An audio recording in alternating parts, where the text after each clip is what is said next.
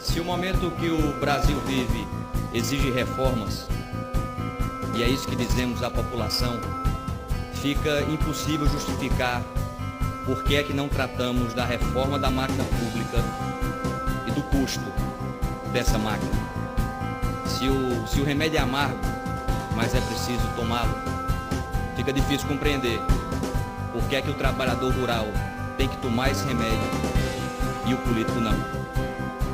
Porque muitas vezes, senhor presidente, quando um filho está doente, o pai ou a mãe, antes de dar o remédio amargo ao filho, toma um pouco desse remédio para dizer que está junto e encorajar o filho a enfrentar a dificuldade.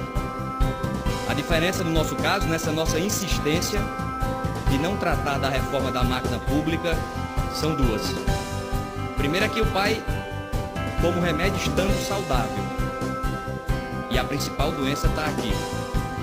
Depois é que não é o povo que tem que obedecer aos políticos, somos nós políticos que precisamos obedecer ao povo. E aí a gente vai dando sinais à população que não vai ser tratado isso, da reforma da máquina pública, e a população não aceita mais. E aí a gente vai achando que o tempo que vai resolver e acalmar o país, e não vai acalmar. A gente precisa tratar de temas que beiram a obviedade da exigência da população para que a gente dê uma resposta. Falar do auxílio moradia. Auxílio moradia, senhor presidente, deve existir para quem não tem onde morar. Auxílio alimentação deve existir para quem não tem o que comer.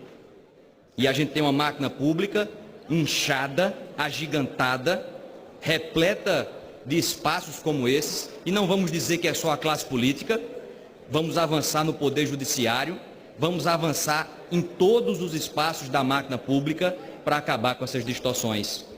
Não dá mais para juiz no Brasil receber auxílio moradia. Está errado. Todos nós sabemos que está errado. Não, mas é uma compensação. A gente não está mais em tempo de ter compensação. Não cabe mais compensações. É preciso ter uma mudança radical em direção daquilo que é correto. Não adianta mais puxar um pouquinho para cá, um pouquinho para ali. Não dá mais. E é esse embate. E é o enfrentamento dessas distorções que talvez inicie um período de equilíbrio nesse país. Não dá para pedir equilíbrio à população quando a gente vive banhado em distorções da máquina pública.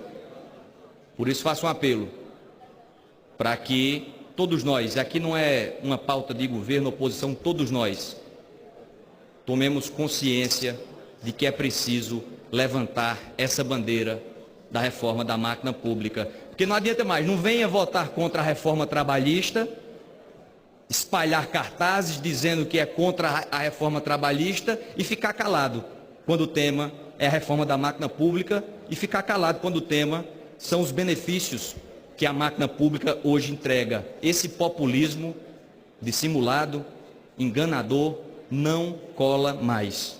É preciso enfrentar essas obviedades.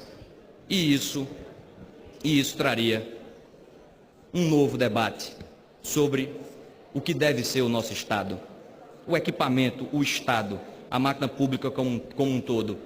Isso cabe correções que se multiplicam. Portanto, não dá mais para ficar achando que essa pauta não existe e que essa pauta não é prioritária. Existem vários espaços que nós precisamos enfrentar com requerimento de urgência.